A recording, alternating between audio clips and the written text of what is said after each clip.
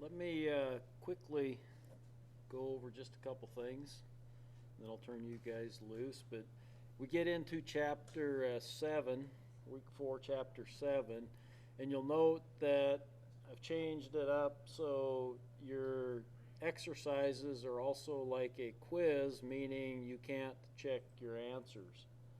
I'm going to try that for a while. You know, it's been a little easy up to this point because you've been able to check your answers, and if you had it wrong, go back and try again. So um, this is a little bit more like what it normally is. You got to do the work and submit it and see what happens. So we'll see how it goes for a week or two here. See how everybody does. Concentrate hard. Do your work. Okay. Use Excel. All those other things. Now, I also want to show you then just a couple. Let's call them tricks, I guess. This one's not so much a trick as everybody call it the rule of reasonableness, I guess, maybe, and think about things and pay attention. Here I may actually give you an answer or two, although they shouldn't be very difficult to answer anyhow. Let me do this a little brighter. Okay, like your guys' problem 2 or exercise 2, I just want you to think about things. It's easy to get wrapped up in the problem and the equations and all that other stuff. Sometimes you think these things through and you should be able to get a rough idea what the answer is. And then when you find the answer, you probably know if you're pretty close or not, right? So the first part of this is fairly simple, right? We got a family of 4. They spend between $400 and $3,800, okay? Suppose the money spent is uniformly distributed, okay? What's the mean amount spent on the insurance? That's pretty simple, right? 400 plus 3,800 gives us 4,200. So there I'll give you an answer, 2,100, right? That wasn't the part that I really wanted to show you. Standard deviation, they give you a little formula to do that. That's not very difficult, okay? But here we get down to here. If we select a family at random, what is the probability they spend less than $2,000 per year on insurance? This is, just again, I'm going to scooch that out. Hopefully this works. We'll see. Give me one of these basic things, right? So we got,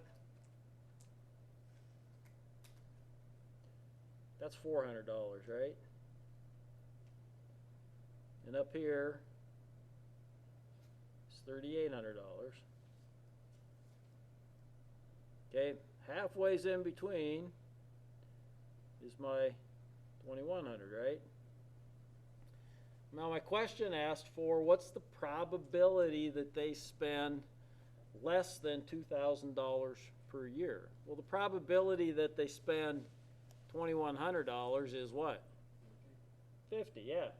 Or 0.50. Okay, when we do probabilities, we got to remember that we enter that as 0.50. Okay? So, can you make a little bit of a guess about what the probability is? And don't use the guess as your answer. It's going to be a little less than 0.50, right? 0.47, 0.48, I don't know. I mean, you'll do the equation then and figure that out. But think about these answers, and maybe if you got to do a little bit like me and write it up a little bit ahead of time or do a little diagram, so my 2,000 is going to be right there, right? Something like that. So I can make a pretty good rough estimate about what that is. Anytime you got any of these questions, I think a little bit later, let me go down. Oh, what's the probability that a family spends more than 3,000 is the next question. So then we're up here, we're a little bit more, between 2,100 and 38, let's see, that's 1,700. And 3,000 is what, 900, so that's almost halfway in between, right? Okay. Yeah, so 70 to 80%, or 0.7 to 0.8, somewhere's in there. If I came up with 0.81 or whatever. But I got at least a rough idea of what that answer ought to be. And that will help you immensely, right? I mean, if you come up with some oddball number, okay, then, oops, let me rephrase that though. I'm sorry. because this says what's the probability that a family, the part D is what's the probability that a family spends more than $3,000. So that's going to be this area here. Sorry, I misspoke. Okay. But there's going to be, you know, what, 75% or thereabouts, 0.75 that are going to spend less than. So maybe 0.25 or somewhere between 0.2, 0.3, probably up in that neighborhood, right? If I'm just kind of estimating, right? So if I come up with an answer that's kind of within that range, I'm going to feel pretty good about that answer, right? So rule of reasonableness. Okay, the other thing I want to show you, if I can, is,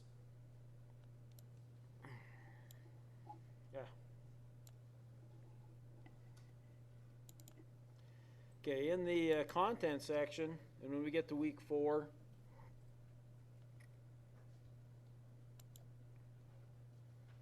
notice that I've got this standard normal distribution table. You can choose to use this if you want. You do not have to. I find for me it visually makes some of these things make a little bit more sense, and I'll show you some other examples a little bit later. Here's what it looks like. Okay, standard normal curve.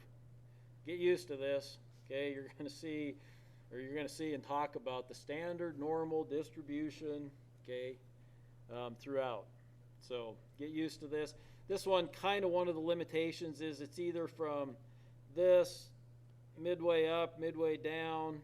You can do up to Z, which would start from here and go up, or Z onwards, which is basically from here kind of back, I guess you would say. So it also has the table down, and this is in the back of your book too, I believe. I don't believe, I'm sure it is. Okay, and this gives you some accurate Z values. Sometimes thing's a little bit hard, and I'll show you to try to get, if I want to get the minus one standard deviations, I got to really inch my mouse over to get it to land right on 1 is sometimes really difficult. Okay? In fact, I'm not doing a very good job right now. If I make it a little bit bigger, I think sometimes that helps.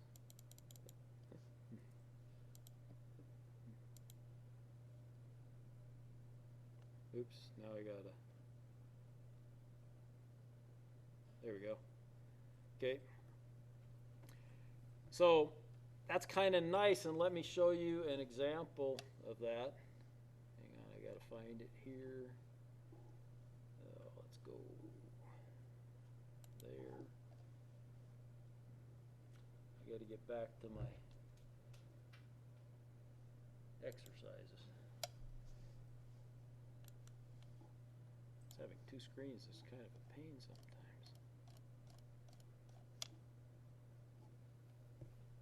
Okay, I believe question 4 gets to there.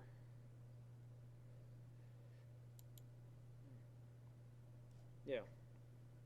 Okay, so problem 4, exercise 4, I'm sorry, the mean of a normal probability distribution is 60. Okay, so the mean is 60. So think about this. Here's your mean right here. It's the center line. Okay, and it's 60. The standard deviation is 5. Okay, what percent of the observations lie between 60 or 55 and 65? We're talking 1 standard deviation below to 1 standard deviation above, right? Okay. Well, I got to find just what I was trying to do. 1 standard deviation below is 34.13. I'm giving you another answer here, by the way, right? 34.13. 1 standard deviation above is 34.13. I add those together because I'm talking about the area that's between 1 standard deviation plus and 1 standard deviation minus. I'm going to get 68.2, and it only asks you don't have to round, or you do get to round this one. Okay, so it's not asking for anything past the decimal points. So it's, again, you can look at this chart down here and you get the same thing. 1 is 0.341, That'd be to the positive. You'd have to put a kind of a negative to go the other way, but in any event, you're adding the two of those together to get that area. This is sometimes, like I say, visually, you're just talking about the area between here and here. Okay? And then the next question is, about what percent of the observations lie between 50 and 70? What they're showing you here, and these numbers you get kind of used to a little bit. Now you're talking 2 standard deviations, right? So 2 standard deviations to the negative, 2 standard deviations to the positive. Boom. Okay, those 2. I'm talking about the area from there to there, right? Okay, it's a pretty big percentage at that point, right? And then 3 standard deviations is the next question, basically. So I go to 3 standard deviations. I'm talking about just about everything then, right? Okay, so you know those lines on this go out infinitely, okay? But it gets so close that we can't see, but it's an infinite. They never touch technically. I don't know that that ever comes up, but they never touch technically. But if we're out 3 standard deviations, we've covered, what's that going to be? It's going to be a pretty big number, right? 99 something percent probably. I think they want you to take that one out a couple decimal points. Okay, so just a couple hints to help you out here on chapter 7. I hope that it's helpful. I find that I use this a lot. This is, to me, a little more convenient sometimes than what's in the back of the book, but this is also in the back of the book, and you're going to use this a lot, so you know. Okay, get used to that. Okay, that's all I got. Any questions? All right.